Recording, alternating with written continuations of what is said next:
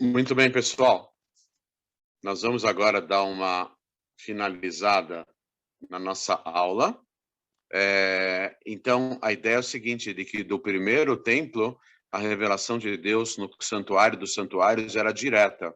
Ela vinha do sem fim e não passava pela propagação e o desencadeamento dos mundos espirituais. Já no segundo templo era diferente. No segundo templo, a revelação de Deus passava no Kodesh HaKodashim, a arca sagrada já não estava presente, ela estava oculta no subsolo, e a revelação de Deus, ela passava pelos infinitos mundos espirituais. Mesmo assim, o segundo templo, ele era maior, ele tinha alguns aspectos de vantagem sobre o primeiro templo. Lembrando que o primeiro templo foi construído pelo rei Salomão, o segundo templo foi construído pelo povo de Israel, mas é um templo muito simples, porque o povo de Israel, quando voltou, depois de 70 anos para a terra de Israel, eles eram extremamente pobres.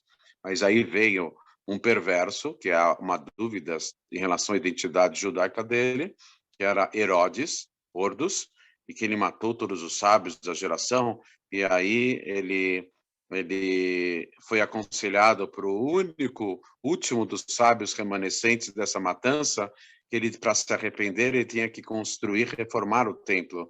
Aí ele reformou o templo, ele fez um templo colossal, espetacular, mais ou menos no ano 200, o segundo templo durou 420 anos, não, eram 150 no ano 300, 150 anos, um pouco mais talvez, 180 anos, 150 anos antes da destruição do segundo templo. Ele construiu um templo colossal, que há uma dúvida qual dos dois era mais bonito, se era o templo do rei Salomão ou o templo de Herodes, que ele pegou todo o monte do templo e transformou no gigante platô, uma área gigantesca. Ele fez um templo formidável, a tal ponto que está escrito no Talmud, e o Talmud foi escrito sob inspiração divina, que quem não viu o templo sagrado, o segundo templo, nunca viu uma obra construída por um ser humano, uma obra arquitetônica tão impressionante como o templo, com as suas centenas de salas internas, etc., e sofisticadíssima, uma construção ímpar. Então, imaginemos nós como vai ser o terceiro templo. Os dois primeiros templos, eles não poderiam ser, as pedras não podiam ser cortadas ou talhadas com instrumentos de metal. Instrumentos de metal não poderiam ter participação na construção tanto do primeiro como do segundo templo. Existia um bichinho, que era o nome, era Shamir, e ele roía pedras e assim ele cortava pedras. Hoje em dia existe uma coisa chamada cupim de cimento, né? Nas garagens, paredes da garagem, é um cupim que ele rói cimento, então ele deve ser bem forte. Então, na verdade, era um bichinho que ele roía as pedras, fazia uma linha, etc. Então, não foram usados instrumentos de metal e não podia ter estrutura metálica nem no primeiro, no segundo templo. Os únicos metais que podiam entrar no templo eram os metais nobres, como o ouro, a prata e o cobre, né? Ouro, prata e cobre poderiam entrar no templo, mas o metal comum, ferro, ou algum outro tipo de liga, não podia entrar no templo. O terceiro templo, a estrutura principal dele vai ser metálica, vai ser sim de metal. Por quê? Por que no primeiro e segundo templo o ferro não poderia ser usado? Porque o ferro era associado ao cunhar de armas para tirar a vida do semelhante. Então, o ferro era associado com armas. Acontece que, na construção do terceiro templo, Deus vai extirpar o mal e a morte do mundo. Então, o metal não será mais associado à morte. Então, será permitido a construção do terceiro templo com uma estrutura metálica, de metal. E já vemos hoje em dia que tem muitas construções de estrutura metálica.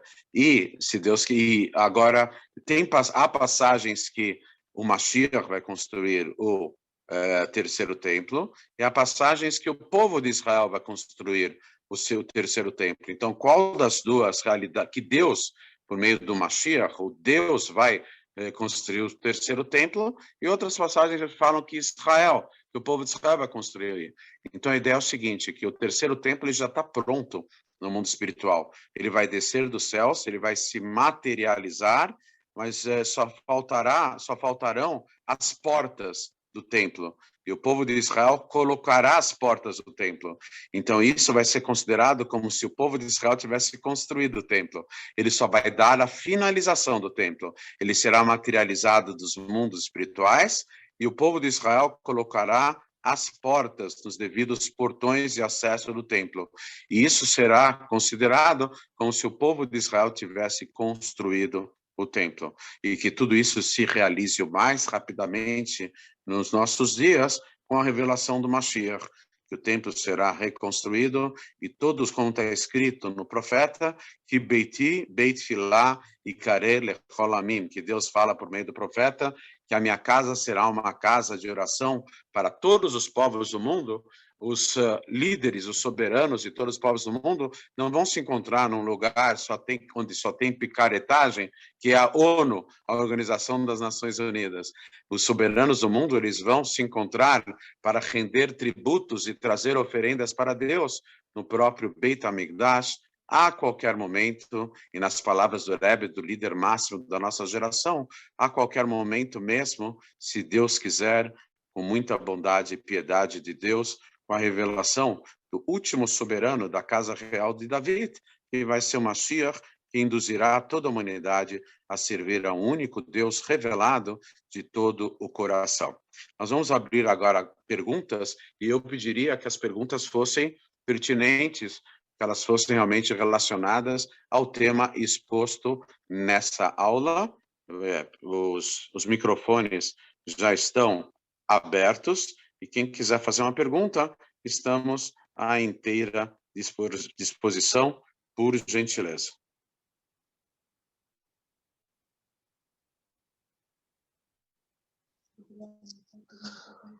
Rabino?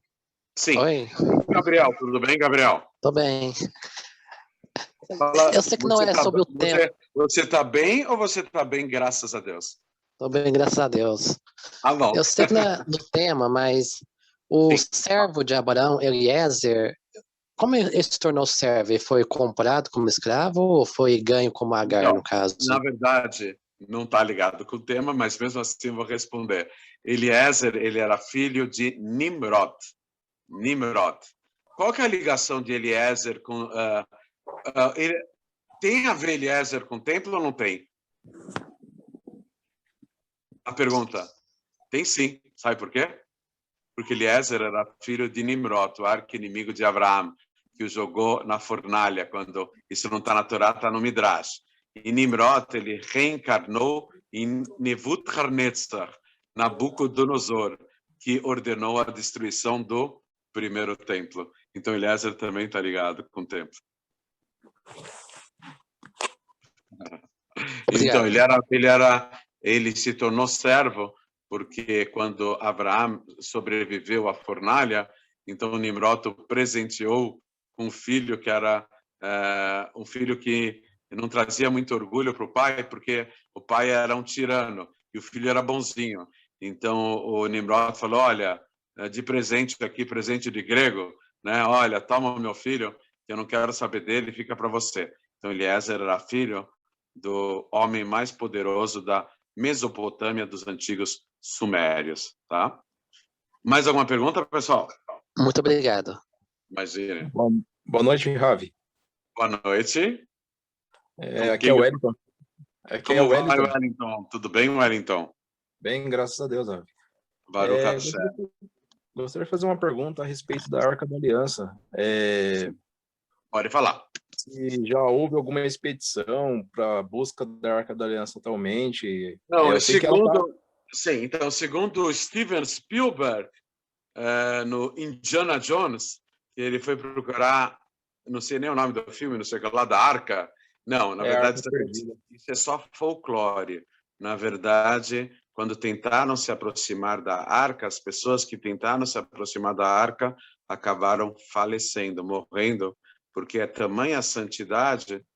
Na verdade, o Kotel HaMaravi, o Muro das Lamentações, o muro ocidental, onde os judeus todos rezam, ele é a parede do fundo do Beit HaMikdash. E o Kodesh HaKodashim, o santuário dos santuários, estaria mais ou menos uns 5 metros para dentro da área descoberta do Beit HaMikdash, do muro de trás, que é o único muro que subsistiu, resistiu à destruição e que existe até hoje. Então, 5 metros para frente e alguns metros para baixo. Então, a Arca da Aliança está atrás do Kotel HaMaravi, do muro ocidental, do Muro das Lamentações, e alguns metros para baixo. É lá que se encontra, nunca ninguém se aproximou de lá, porque é um lugar extremamente sagrado. Aqueles que tentaram acabaram morrendo, certo? Muito obrigado. Imagine. Mais alguma pergunta? Alguém tem alguma pergunta? Acho que tem alguém. Eu queria saber aqui, Leandro. Bom, queria saber. Como vai, Leandro? Tudo bem? Baruch Hashem, Ben. Bom, eu queria saber o que aconteceu com os utensílios, com todos o tabernáculo, né? E sobre também os corpos que os que viveram 40 anos no deserto nunca foram encontrados pela arqueologia. O que aconteceu com eles? Então, os utensílios, conceitualmente, tudo aquilo que teve a sua confecção, a sua construção com a orientação do Moshe, se tornaram indestrutíveis. Então, uma parte dos utensílios foi levada por Titus para Roma e se encontra no Vaticano. Tem uma história toda que a menorá original estava no Vaticano, mas tem uma história inteirinha que ela foi resgatada do Vaticano, ela está enterrada num deserto da Turquia. É uma história inteirinha da menorá. E os outros têm uma história que o peitoral do sumo sacerdote está numa ala fechada do Museu Nacional de Londres. Então, alguns dos utensílios, apesar de eles serem indestrutíveis, incólumes, nunca podem ser destruídos, eles são espalhados por alguns lugares, né?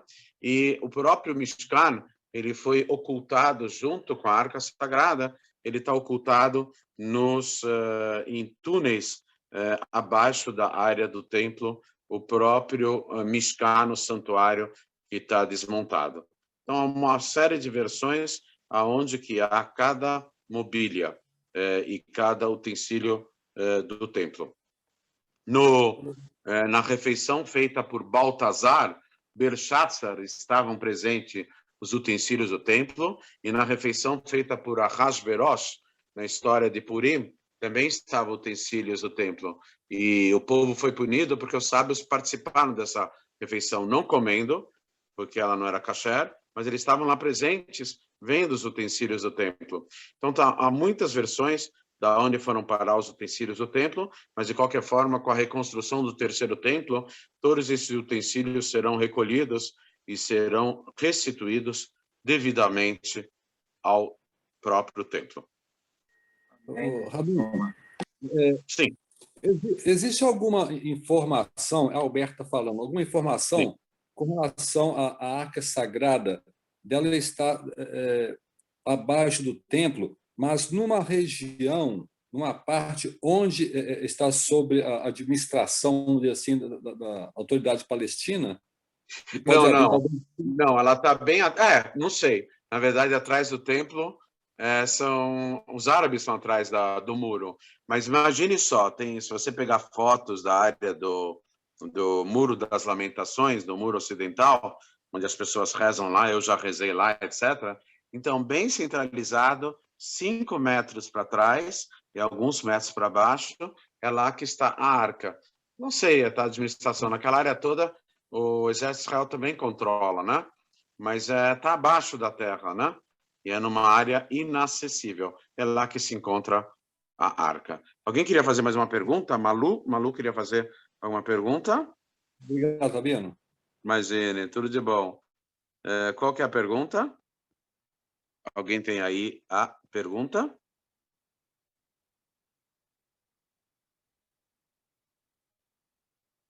Quem que queria Oi? fazer uma pergunta? Oi? Malu, você queria fazer boa noite? Você queria fazer Boa uma noite. pergunta? Boa noite, pessoal. Boa noite a todos. Eu gostaria de... a respeito da arca também, a pergunta seria essa: aonde se encontraria a arca? Será se realmente ela estaria no solo sagrado ou se estaria mais à frente? Não, então, exatamente isso. Ela está na área, todos os utensílios e todos os componentes do templo, segundo a planta que Deus transmitiu para Moshe no Monte Sinai, e que foi passada pelos sábios e transmitida pelos sábios de geração em geração, e chegou até o rei David. E a finalização da planta foi feita pelo rei David. Ele passou a planta para o seu filho, o rei Salomão. Todo e qualquer mobília, utensílio e componente, e pedra, e espaço, e divisória, etc., do templo, tem o seu local específico, sem o qual o templo não é kasher, ele não é apto para o trabalho espiritual, o trabalho das oferendas, o trabalho, a aplicação das mitzvot ligadas ao templo. A única exceção era a Arca Sagrada. A Arca Sagrada poderia estar no espaço A ou no espaço B. O espaço A e o espaço B é o mesmo espaço. O que distingue o espaço A do espaço B? A altura. Alguns metros, eles estão no mesmo espaço, mas em níveis diferentes. A Arca Sagrada estava dentro do Kodesh HaKodashim, do Santuário e Santuários, e ela continua na mesma localização, só que alguns metros abaixo, certo? E tanto o espaço, o local A, como o local B, a Arca Sagrada continuava deixando o templo kasher para o serviço espiritual das oferendas e todo o trabalho espiritual que era realizado dentro do templo do Beit HaMikdash. Ok, Ravi, muito obrigada. Tudo de bom. Mais alguma pergunta, pessoal? Uma curiosidade, eu queria saber a respeito sobre o sacrifício. Vai voltar todo o sacrifício novamente? Todos rituais? Vai ser necessário fazer novamente esse sacrifício? Então, no comecinho, todo o serviço será restituído. No começo, mas numa fase posterior, onde não haverá mais morte, não haverá mais morte, nem de animais. Então, a humanidade inteira, conforme, se não me engano, Ishaiah e Isaías, ela vai ser vegetariana, tá? Na época futura. Inclusive, as oferendas, no começo, vão ser de animais, mas, posteriormente, as oferendas serão somente de vegetais. Frutas e verduras. Sim! Exatamente. Mas numa fase posterior, quando a morte será erradicada do mundo. Pode ser que tudo também ocorra simultaneamente. O trabalho inicialmente vai ser o mesmo, mas depois ele vai ser transformado, certo? O trabalho no Beit HaMikdash. Mais alguma pergunta, pessoal? Ravi, gostaria de fazer mais uma pergunta aqui. Por favor. Quem que é? Wellington. É o Wellington. Pode falar, Wellington. A respeito do Instituto do Terceiro Templo que existe em Jerusalém, se eu não estiver enganado, e ali já tem todo o preparo já, e eles já têm algum... É uma yeshiva que se chama Ateret Kohanim, a coroa dos sacerdotes. É uma yeshiva frequentada somente por Kohanim. Eles estudam constantemente todas as o Humash, o Pentateuco, todas as alusões ao templo no livro dos profetas. E também estudam a Mishnah, a Gemara, a Braita e o Shulchan Aruch, todo o Talmud Bavli, Talmud Yerushalmi e todas as responsas rabínicas, e principalmente o Rambam, o Maimônides, sobre todo e qualquer aspecto legal de tudo aquilo que era realizado dentro do templo. Por que eles estudam? Porque a qualquer momento será revelado o Beit HaMikdash. Olha que curiosidade. Tem uma rádio em São Paulo chamada Band News. Ela faz concorrência com como é o nome lá? Esqueci agora. é uma rádio lá da Rede Globo, esqueci agora, o CBN. CBN tinha uma propaganda que falava, a cada meia hora, notícias do mundo inteiro. A concorrente, Band News, começou a falar, há muitos anos atrás, a cada 20 minutos, novidades no mundo inteiro, nós vamos ser atualizados a cada 20 minutos. E aí eu me lembro de uma alahá bem interessante. Uma lei judaica que aparece no Maimônides. Que lei judaica é essa? Que lei judaica é essa? Existe uma proibição dos Kohanim, dos sacerdotes, beberem, se alcoolizarem. Não beberem um kiddush, fazerem um kiddush, beber um pouquinho. Beber muito. Um sacerdote, um Kohen, não pode beber muito. Por quê? Porque o Beit HaMikdash pode se revelar, e eles vão ter que trabalhar no Beit HaMikdash, eles são proibidos de trabalharem no Beit HaMikdash bêbados, alcoolizados, certo? Aí vem o Talmud e fala, o Rambam fala também, que existe um método de tirar toda a bebida da pessoa que está bebum, que está alcoolizada, está bêbada, um método, não sei se ingerindo alguma coisa, não é cafezinho preto, não sei o que é, um método que a pessoa fica sóbria em 20 minutos. Só que mesmo assim continua a proibição de beber demasiadamente os Kohanim. Por quê? Porque o método demora 20 minutos, mas o Beit HaMikdash pode ser revelado antes dos 20 minutos. Por isso que os Kohanim não podem beber exageradamente, porque nem esse método de 20 minutos dá tempo para eles trabalharem no Beit HaMikdash, porque o Beit HaMikdash pode ser revelado antes dos 20 minutos. Então, quando a Band News, a rádio, fala em 20 minutos, tudo pode acontecer. Eu falo, amém. Pode acontecer mesmo. O surgimento do terceiro Beit HaMikdash. Amém. Conta a receita para nós, Rabino? Muito bem. Eu vou pegar várias etapas e cada fase vai coisa específica. Assim, o Yosef Marmol, ele está falando aqui, existem várias etapas que ocorrerão na redenção, mas o Rebbe dá a entender, o Rebbe ele tem aonde se basear, ele dá a entender que pode ocorrer tudo simultaneamente. Um exemplo disso, oficialmente a ressurreição ocorre 40 anos depois da revelação do Mashiach. Mas o Rebbe, baseado nos sábios, ele dá a entender que não precisam ser 40 anos, são 40 medidas de tempo, que podem ser 40 meses, 40 semanas, 40 dias, 40 horas ou 40 instantes. E o Rebbe dá a entender que a coisa vai ser muito rápida e que tudo vai ocorrer meio que simultaneamente. Tá bom, pessoal? Eu queria agradecer a atenção de todos. Muito obrigado pela sua participação.